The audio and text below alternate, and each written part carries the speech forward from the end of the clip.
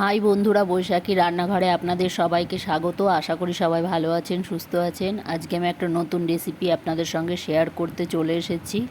লোটে মাছের কচুরির রেসিপি। লোটে মাছের কচুরি কিভাবে তৈরি করব সেটাই আপনাদের সঙ্গে শেয়ার করব। এখানে আমি লোটে মাছ নিয়েছি। লোটে মাছ সিদ্ধ করে নেব। সিদ্ধ করে কাটা ছাড়িয়ে নিতে হবে। এই যে আমি কাটা ছাড়িয়ে নিয়েছি। এখানে সিদ্ধ করা আলু নিয়েছি ম্যাশ করে। এখানে পেঁয়াজ, রসুন, লঙ্কা, টমেটো বাটা নিয়েছি। কড়া গরম করে সর্ষের তেল দিয়ে দিয়েছি। এবার পেঁয়াজ, রসুন, আদা, লঙ্কা বাটা, টমেটো বাটা দিয়ে দিলাম, জিরের গুঁড়ো দিয়ে দিলাম, দিয়ে ভালো করে কষিয়ে নেব মশলা। পরিমাণ মতো লবণ দিয়ে দিলাম, পরিমাণ মতো হলুদ দিয়ে দিলাম।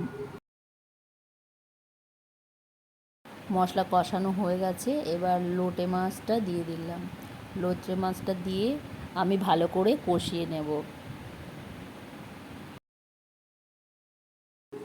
ভালো করে কষিয়ে নিয়েছি। এবার সিদ্ধ করা আলু ম্যাশ করে রেখেছিলাম সেটা দিয়ে ভালো করে মাছের সাথে মিশিয়ে নেব।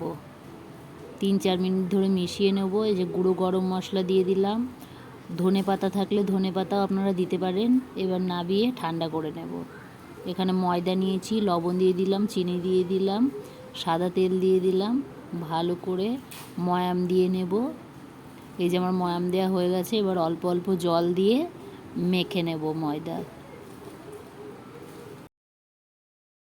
ময়দা মাখা হয়ে গেছে। এবার লেচি কেটে নেব। এই যে আমি লেচি কেটে ছোট ছোট করে লেচি কেটে নিয়েছি। এই যে এবার পুরগুলো সব লেচির মধ্যে ভরে নেব। এইভাবে আমি সব লেচির ভিতরে পুরগুলো ভর্তি করে নেব। এবার বেলে নেব অল্প একটু সাদা তেল দিয়ে। এই যে এইরকমভাবে বেলে নিতে হবে। এই যে আমার বেলা হয়ে গেছে।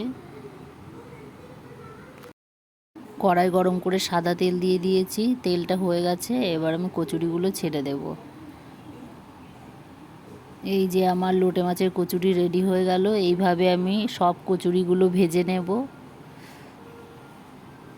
এই যে আমার লোটে মাছের কচুরি রেডি হয়ে গেছে। এখানে আমি লোটে মাছের কচুরির সঙ্গে সাদা আলুর তরকারি তৈরি করেছি। আপনারা চাইলে অন্য কিছুও করতে পারেন। এই রেসিপিটি আপনাদের যদি ভালো লেগে থাকে একটা লাইক, কমেন্ট এবং প্রচুর শেয়ার করবেন।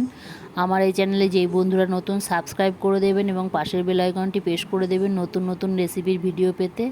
এই দেখুন কচুরির ভিতরে কি সুন্দর পুর ছড়িয়ে গেছে।